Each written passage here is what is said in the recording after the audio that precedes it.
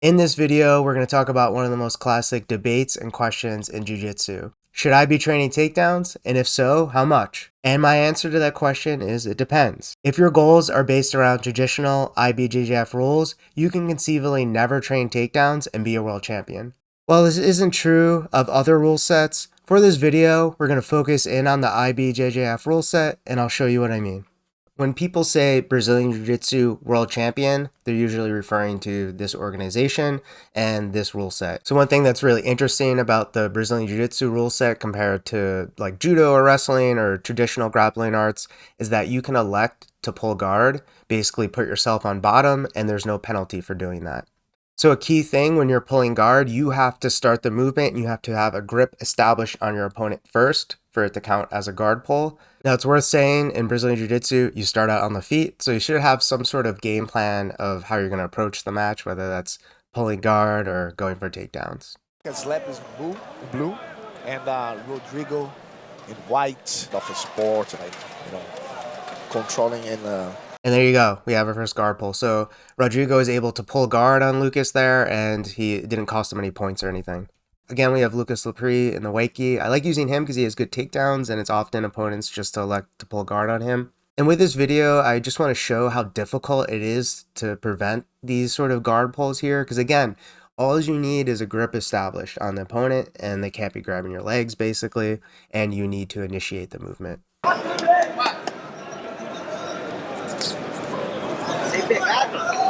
And that was it. He reached across, he grabbed the lapel, and he just sat down. Even though the grip was broken afterwards, Lucas then had to basically approach the guard at that point because he held the grip as he sat down to his butt. So it's really difficult to stop these guard pulls, honestly. So to kind of like make the case that you can win a world championship without utilizing takedowns, this year we have an example from Adam Wardzinski, who is currently one of my favorite grapplers in the gi. Adam utilizes a mix of like butterfly guard, sit-up sweeps, and then gaining dominant position to finish opponents. So we're really briefly just going to go over Adam's matches from the Worlds this year.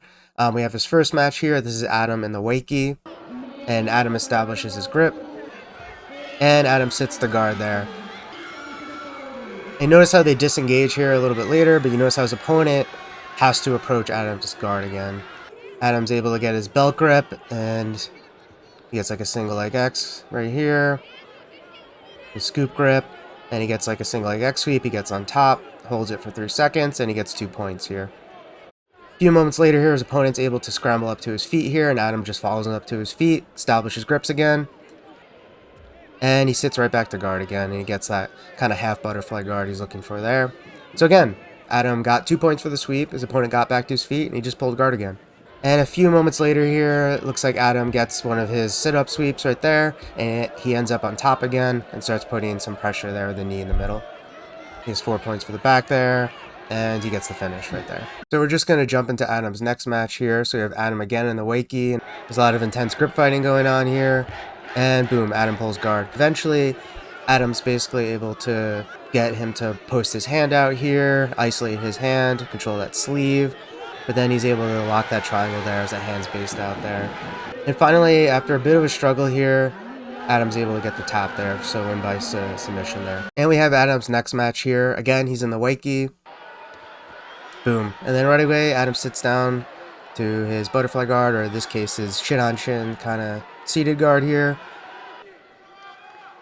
In this match, again, he's able to just get that basic sit-up sweep he gets there. I think part of the dilemma he creates for opponents there is that they don't want to come down into his butterfly guard, so they kind of get to their feet and they kind of move their weight backwards, and then he's able to sit up and basically take them down from there. So eventually, there's a bit of a scramble as opponent gets to his feet here. And then Adam just sits back to guard again. So he goes again for his butterfly guard there. So he has 2 points, and he's back to guard yet again.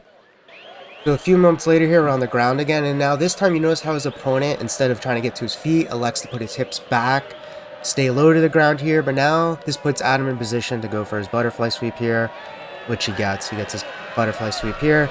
So now he's back on top, holds the position for 3 seconds, and now he gets 2 points. So now he's up 4-0. And eventually here, Adam's able to work his way up into the mount position here, and he establishes the choke for the finish. And that brings us to the final match here.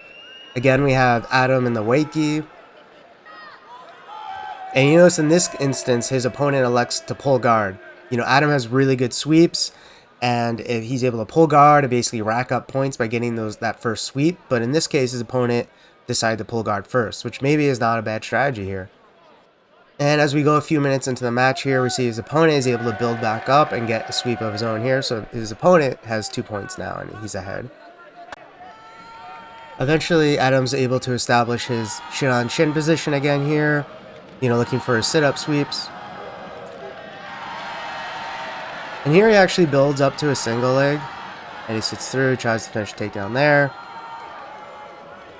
And then there he ends up on top. So he basically wrestled up. Maybe you consider that a takedown. Maybe you consider that just wrestling up as something different or some sort of sweep. But he ends up on top again here. And he's establishing position. His opponent's able to build back up to a single leg of his own here. And he's able to bring Adam back to the ground. So now Adam's down 2 points. So eventually Adam's able to establish his like half butterfly guard or lazy half guard here. He has that belt grip again. So it's a different scenario where his opponent's not on his feet and Adam can't play that sit-up guard, but now he can play his classic, you know, butterfly guard sweep. Looking for maybe like a knee lever there. But you can tell he's looking to set up that butterfly sweep again. He's trying to control that hand on the side he's taking him. Using that bottom foot, trying to create an angle there for the butterfly sweep. Pushing that hand through. And he's got the sweep. Not only does he the sweep for 2 points now, but he has 4 points for mount. And a few moments later here, it looks like he's about to establish the arm triangle choke. And there you go. He gets the top world champion, Adam Wardzinski. So I didn't use Adam Wardzinski as an example just because he's some rare case that wins without takedowns. I mainly just picked him because he recently won. I'm a huge fan of his game. And he pulled guard entirely at heavyweight, which is slightly less common in my opinion than at lower weights. There are countless other examples, like I mentioned, particularly at the lighter weights, but here we have Rafael Mendez here from 2016 at the Worlds. We have Rafael here in the Waiki.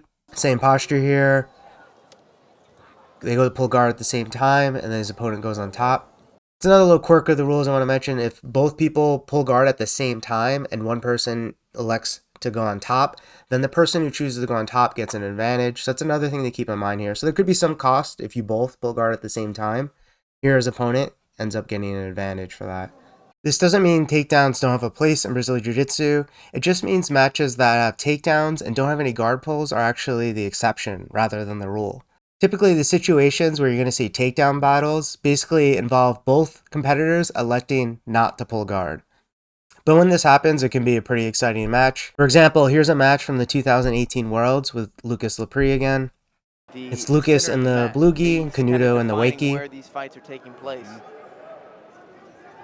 Right away, you see some grip battling here. And right there. So in that case, Canuto, I think, went for a sacrifice throw. That wasn't a guard pull. He was trying to land on top of that. But right away, Lucas shoots underneath, kind of getting a double leg position here. Fighting the sprawl, cutting the angle. He's got around the back here. Really being tenacious, trying to finish that takedown there. And there you go. Lucas finishes the takedown. And this is a great match. I'm going to make sure I include it in the description below. And just really good scrambles here. I'm just going to let this play out for a minute. Nice cartwheel out of that, Sumigeshi. He's got to rotate. These guys are making it fun for everybody, Yeah, absolutely. Sean. Nice then, Uchmaras Lepre on a good single. And such a good scramble. Canuto countering nicely. On the Sumigeshi, Lucas really trying to finish that single leg. Over. He's got to pull on that wrist hard. Here he goes again. See that? Keeps countering those sweep attempts and counter throws. Triangle. Beautiful. So what's the point of all of this? So if you're a hobbyist and your goal is to get in shape, learn some self-defense, have some fun, then honestly, I wouldn't worry about it. But if your goal is to be a BJJ world champion, then you should take ownership of your development and build skills around those goals. As far as takedowns, they obviously have their place. If you could just like check a box and like have sick takedowns, of course you would check that box. But you only have a finite amount of time to train. And if your goal is to be a BJJ world champion, and if you were to spend half your time training takedowns, and then your opponent pulls guard, then immediately all that goes out the window. So in my opinion, I would say you want to spend the majority of your time working on your groundwork, specifically guard passing and sweeps. Anyway, thank you for watching. Let me know in the comments what you thought of this video. I'm planning on doing similar videos on other rule sets and other rules, so please let me know what you think. Thank you.